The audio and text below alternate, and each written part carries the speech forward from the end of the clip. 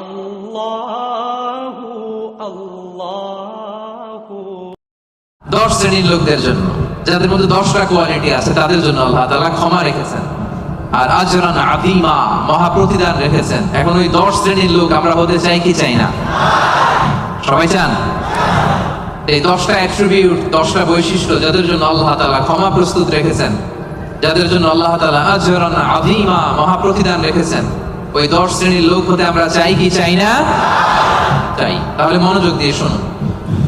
সূরাতুল আহজাবে আল্লাহ তাআলা 35 নম্বর আয়াতে 10 শ্রেণীর লোকের কথা বলেছেন, তাদের জন্য আল্লাহ ক্ষমা রেখেছেন মহা প্রতিদান। শুরুতে আমরা এই আয়াতের শানে নুজুল জানবো, কোন প্রেক্ষাপটে এই আয়াতটা নাযিল হয়েছে। বিষ্ণু ঈসা ইসলামের স্ত্রী উম্মে সালামা রাদিয়াল্লাহু তাআলা আনহা, উনি বললেন, ইয়া রাসূলুল্লাহ, আর রিজালু ইউযকারুনা ফিল কুরআন ওয়ান নিসাউ লা ইউযকারনা। হে আল্লাহর নবী, কোরআনে পুরুষদের কথা অনেক বেশি বলা হয়, সাথে সাথে নারীদের কথা বলা হয় না কেন? নারীদের অভিযোগ আছে না নাই? এক বর্ণনা এসেছে আম্মা জান উম্মে সালামা রাদিয়াল্লাহু তাআলা আনহা, আরেক বর্ণনা এসেছে আরেকজন নারী। তারা এসে বললেন, ইয়া রাসূলুল্লাহ, ইয়া হাবিবাল্লাহ, আর-রিজালু ইযকারুনা ফিল কুরআন ওয়ান নিসাউ লা ইযকারনা। কোরআনের মধ্যে পুরুষবাচক শব্দ দিয়ে বেশি বেশি কথা বলা হয়, বর্ণনা দেয়া হয়, পুরুষের নাম বলা হয়, কিন্তু নারীদের কথা কেন উল্লেখ করা হয় না? এই প্রশ্ন যখন বিশ্বনবীকে করা হলো, নারীদের মনকে ঠান্ডা করে দেবার জন্য তাদের এই প্রশ্নের প্রত্যুত্তরে আল্লাহ তাআলা আয়াত নাযিল করলেন, ইন্নাল মুসলিমিনা ওয়াল মুসলিমাতি ওয়াল মুমিনিনা ওয়াল মুমিনাত। পড়েন সুবহানাল্লাহ। এই আয়াতের প্রেক্ষাপটে নারীদেরকে খুশি করে দেওয়ার জন্য আল্লাহ তাআলা নাযিল করলেন, ইন্নাল মুসলিমিনা ওয়াল মুসলিমাত ওয়াল মুমিনিনা ওয়াল মুমিনাত। মানে মুসলিম নর এবং নারী, মুমিন নর এবং নারী, বিশ্বাসী নর এবং নারী। শুধু মুমিনিন, আল মুমিনিন বললে এর মধ্যে পুরুষ এবং নারী আছে না নাই? as-সাইমিন বললে রোজাদার নারী পুরুষ আছে না নাই? কিন্তু আল্লাহ তাআলা শুধু মুমিনিন বলেই ক্ষান্ত হন নাই, মুমিনের পাশাপাশি আল্লাহ বলেছেন মুমিনাত, মানে মুমিন নারীরা। ওই যে নারীরা বেখুশি, নারীরা অভিযোগ করেছে যে আমাদের নাম নাই না কেন?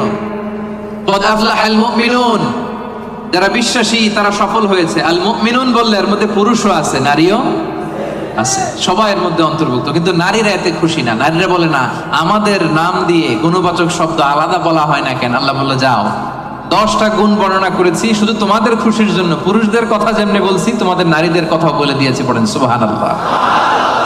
এজন্য আল্লাহ বললেন, ইন্নাল মুসলিমিনা ওয়াল মুসলিমাত, মুসলিম নর ও নারী, মুমিনিন ওয়াল মুমিনাত, বিশ্বাসী নর ও নারী, কানিতিন কানিতাত, অনুগত নর ও নারী, সাদিকিন সাদিকাত, সত্যবাদী নর এবং নারী, সাবিরিন সাবিরাত, ধৈর্য ধারণকারী নর এবং নারী, খাশিঈন খাশিআত, বিনীত নর এবং নারী, মুতাসাদ্দিকিন মুতাসাদ্দিকাত, দানশীল নর এবং নারী, সাইমিন সাইমাত, রোজা পালনকারী সিয়াম পালনকারী নর এবং নারী, হাফিদিনা ফুরুজাহুম হাফিজাত, লজ্জাস্থান হেফাজত করে এরকম নর এবং নারী, যাকিরিন যাকিরাত, জিকিরকারী নর এবং নারী, তাদের জন্য আমি আল্লাহ প্রস্তুত করে রেখেছি ক্ষমা, তাদের জন্য রেখেছি মহা প্রতিদান। পড়েন সুবহানাল্লাহ।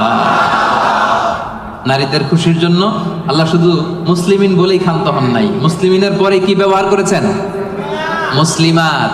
মুমিনিন বলেই ক্ষান্ত হন নাই, সাথে সাথে কি বলেছেন? মুমিনাত। সাদিকিন বলেই ক্ষান্ত হন নাই, কি বলেছেন? সাদিকাত। মুসলিম পুরুষ এবং নারী, বিশ্বাসী পুরুষ এবং নারী, বিনীত পুরুষ এবং নারী, এই 10টা অ্যাট্রিবিউটের ক্ষেত্রে, বৈশিষ্ট্যের ক্ষেত্রে আল্লাহ তাআলা শুধু পুরুষদের কথাই বলেন নাই, আমাদের মাদের কথা, বোনদের কথাও বলেছেন। আওয়াজ করে পড়েন আল্লাহু আকবার। তাহলে এই 10টা গুণ যাদের মধ্যে থাকবে তাদের জন্য থাকবে মাগফিরাহ ওয়া আজরান আযীমা। মাগফিরা মানে ক্ষমা। মাগফিরা মানে কি? ক্ষমা। আপনাদের লাগবে? কার কার লাগবে দেখি? সবার লাগবে?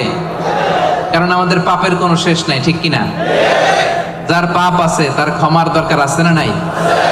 পৃথিবী না জানুক আমি তো জানি, আমি কি পাপ করেছি হায়, পৃথিবী না জানুক আমি তো জানি। আমি কি পাপ করেছি হায়, আমার পাপের করলে বিচার, বাঁচার আমার নাই উপায়। দয়াময় প্রভু মাফ করো আমায়, মাফ করো আমায়। পড়েন আমিন। পৃথিবীর কেউ জানে না আমার পাপের খবর, জানে কে? দরজা বন্ধ করে, লাইট বন্ধ করে, জানালা আটকায় দিয়ে পাপ করছেন, পৃথিবীর কেউ দেখে নাই, দেখছে কে? এজন্য ক্ষমার দরকার আছে না নাই? এজন্য রব্বুল আলামিন বলেন, আ'আদাল্লাহু লাহুম মাগফিরাতান ওয়া আজরান আযীমা। এই 10 শ্রেণীর লোকদের জন্য আমি আল্লাহ প্রস্তুত করে রেখেছি ক্ষমা, আমি আল্লাহ প্রস্তুত করে রেখেছি মহাপ্রতিদান। সুবহানাল্লাহ।